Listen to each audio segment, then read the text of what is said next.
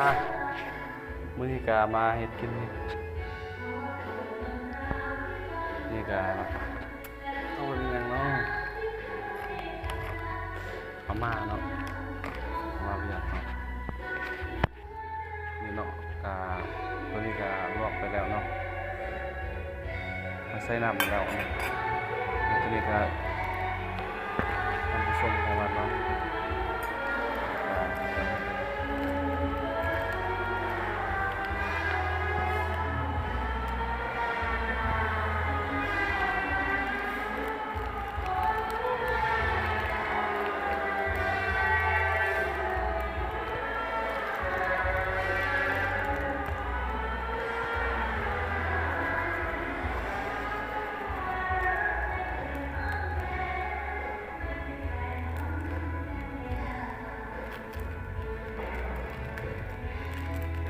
เราใส่เกลือเป็นนัว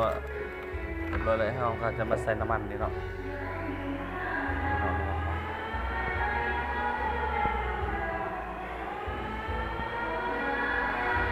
ตอนนี้เราก็ใส่เครื่องปรุงไปเบิดแล้วเนาะมีแต่ตัวนี้ก็เอาลวกไปเลยมันเป็นตัวมันอ่อนเลยเนาะใส่น้ำแล้ววันนี้เราก็ใส่น้ำที่ซองนี่ก็สามารถกินเลยเนาะ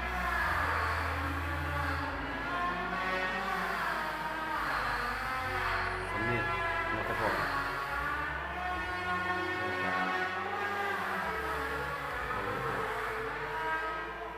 เพื่อที่ยังไม่ทันกินกาวิธีนี้ได้เห็นเลยวิธีเรื่องนี้เราต้มน้ำแล้วก็เราใส่น้ำพอให้มันออกอ่อนๆเลยตัวนี้พอแล้วเราก็ต้องน้ำตัวนั้นแล้วก็ใส่ส่วนผสมของมันเนาะจะเป็นเกลือเป็นหัวอย่างน้ำมันของมันเราก็ต้องใส่น้ำเพิ่มน้ำห้อนเลยดีเอาน้ำอุ่นๆดีใส่โอเคปะประมาณ2-3 นาทีก็กินได้เลยเนาะโอเคเนาะคลิปนี้ก็นี่ขอบใจ